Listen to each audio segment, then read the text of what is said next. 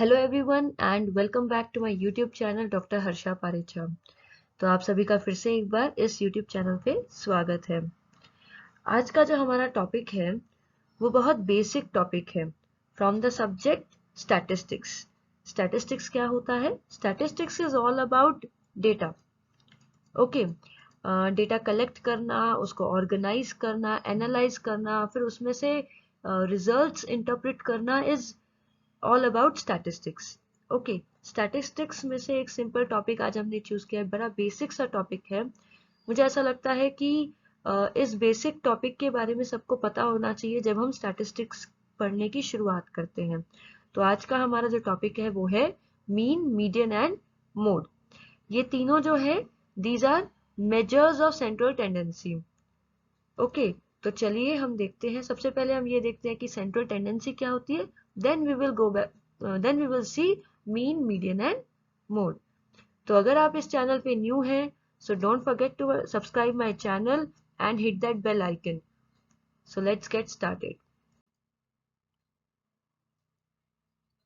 First of all, let us understand what is central tendency. Okay, now imagine अगर आपने किसी चीज के लिए डेटा कलेक्ट किया है। Okay, so you have a lot of data with you. ठीक है, बट अगर आप चाहते हैं कि आप उस डेटा को एक सिंगल वैल्यू में बताएं किसी को, तो आप क्या करेंगे? तब आप फाइंड आउट करेंगे central tendency.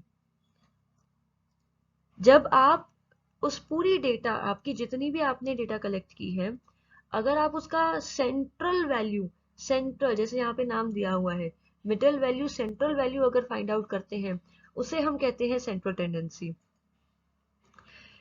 The whole data, when it is represented through a single number, that is called as central tendency.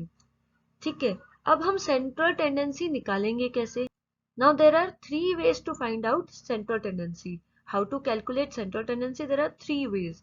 The first one is mean, second one is median, and the third one is mode. Okay, so before we go further and see how to calculate it, first let us understand what is mean. So let us now understand what is mean. Okay, mean क्या है? Mean is the average value of the data set. Whatever data you have collected, उसका जो average होगा वो होगा आपका mean. Okay, now how to calculate mean? See, whatever data we have collected, first we need to add it. सबसे पहले क्या करेंगे? उसका एडिशन करेंगे। फॉर एग्जाम्पल, यहाँ पे जो भी डेटा कलेक्ट की गई है, इसका एडिशन किया and you got the number 55 which will be divided by n. Now what is n? n is the number of observation. कितना डेटा आपके पास है, कितना number. Okay, so there are 10 observations and here your mean is 5.5. So see the formula, summation x divided by n. Okay, that means the total of the observation divided by the number of observations. Okay, this is mean. Now let us move ahead and see what is median. So now let क्या होता है median? देखिए, so median is the middle value. Whatever data set you have, जो भी आपके पास data है, उसका जो सेंटर में जो वैल्यू रहेगी वो आपका मीडियन होगा। ठीक है, but there is one thing to keep in mind. Median find out करने के लिए एक चीज ध्यान में रखनी है, डेटा को सबसे पहले असेंडिंग या डिसेंडिंग ऑर्डर में अरेंज करना पड़ेगा।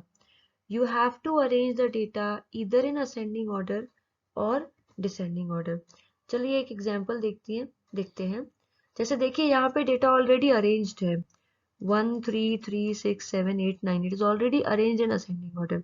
ओके, सो 3 नंबर इस तरफ है, 3 नंबर इस तरफ है, जो सेंट्रल में नंबर है वो है 6.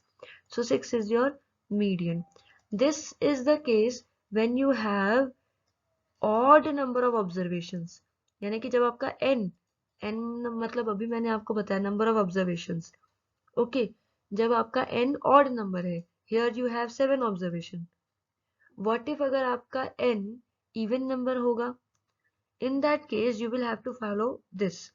What you will do, जो सेंटर में दो नंबर्स आप देख रहे हैं अभी 4 and 5, इनका आप एवरेज निकालेंगे. You see 3 numbers you will find here, now 3 numbers this side. The central 2 numbers, add them, divide with 2, and whatever number you got will be your median. So if the n is odd number, follow this. If the n is even number, follow this way to find out the median.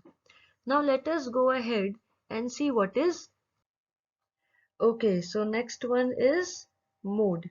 Now what is mode? The mode represents frequently occurring value in the data set. आपके data set में जो value या जो number बार बार repeat हो रहा है, that will be the mode in a particular data set. For example, in the first one, if you see very carefully, you will find that number 7 is the one which is repeated for 5 times. Okay, so this is the one जो कि सबसे ज़्यादा repeat हुआ है. So in this case, what will be your mode? Number 7 is your mode. Okay. In case of example 2, if you will see carefully, you will find that all the numbers are different. There is no such number which is repeated. तो क्या होगा इस case में? इस case में ये माना जाएगा कि इसमें कोई भी मोड नहीं है. Okay, so here number 7 is the mode because सबसे ज़्यादा repeat हुआ है, and in the second case there is no mode. Okay, what we have studied today. Mean, average बोला जाता है, एवरेज बोलते हैं जिसे हम अर्थमेटिक मीन भी कह सकते हैं. Median, it is the middlemost value. Positional average is also one of the name for median. And mode, it is the most common value and the one which is most repeated. Okay, I hope you people understood what is mean, mode and median. So इसी के साथ हमारे आज का video यहाँ खत्म होता है. अगर आपको मेरी वीडियो पसंद आई हो तो लाइक करें, सब्सक्राइब करें एंड शेयर करें. And don't forget to hit that bell icon. Thank you so much.